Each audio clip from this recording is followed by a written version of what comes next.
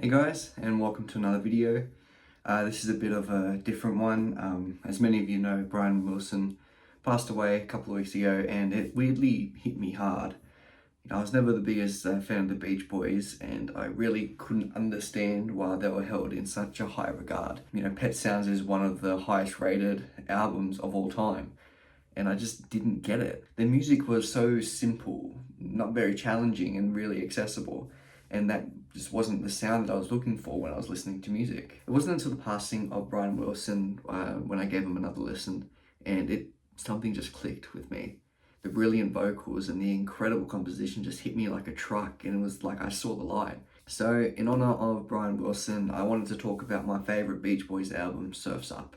And I also wanted to mention that Sly Stone from Sly and the Family Stone also passed in the same week, so I'm going to do another video talking about my favourite album of theirs. Surf's Up was released in 1971, and it was an interesting time for the group as they were kind of past it. Their previous album, Sunflower, as good as it was, became the lowest selling album of their career, and they felt that they had to change. Brian Wilson himself said that their clean-cut image had hurt them and they hadn't done anything to change it.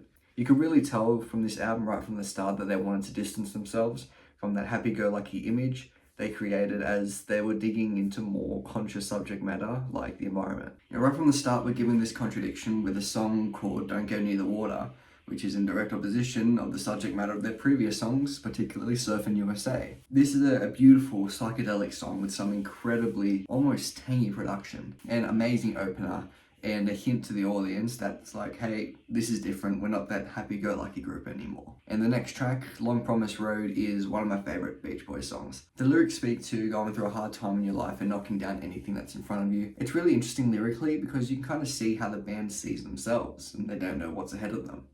The production, however, is my favourite aspect of this song because of how somber the verses are and how quickly it turns into this triumphant and uplifting sound. Beautifully composed and one of the best ever from them. Take a Load Off Your Feet is an interesting one.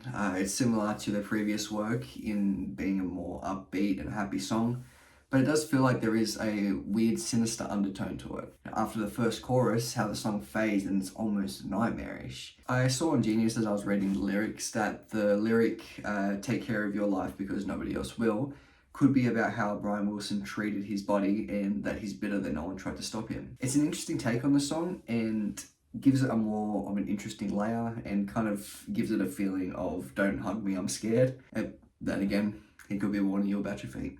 Disney Girls 1957 is just one of the best songs on the album. Beautifully written, and the instrumental with the backup vocals are absolutely perfect. The song talks about living in this fantasy world and how happy you could be there. Finding the perfect Disney girl, someone who checks all your boxes and wanting to escape your reality to see her again. It's quite a sad song when you think about it, but it's nice to live there sometimes. I feel that this song is especially relevant to today because of just how prevalent escapism is. Not wanting to live in your own reality and retreat into your own perfect world.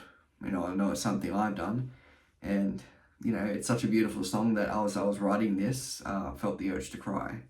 It's a really beautiful song. Student Demonstration Time takes a big turn. It's an interesting one because Mike Love, who wrote the song, is a huge conservative, but the lyrics are surprisingly progressive and more left-leaning, highlighting the way that police treated student protests. Especially in the third verse, referencing the Kent State Massacre, where anti-war protests were being held and police fired 67 rounds at the students and killing 4. And at the end of the song, they say, stay away when there's a riot going on.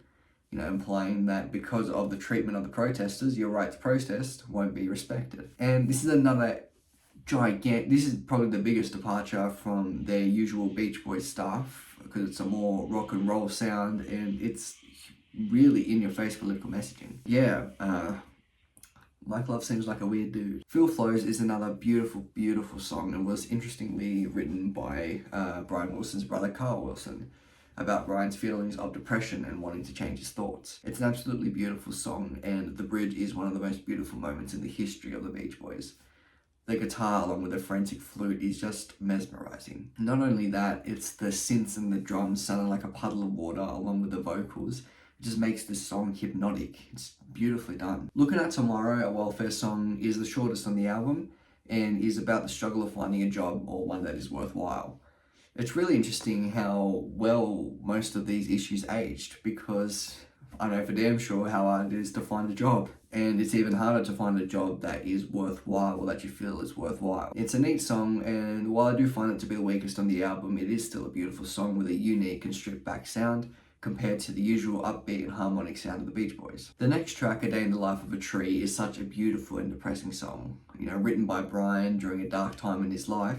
He believed that he was no longer the person that he used to be. That he doesn't have what it takes anymore to write beautiful music. It's such a simple song, but it perfectly illustrates the feeling that your best years are behind you and the sadness that comes with that realization, whether it's true or not.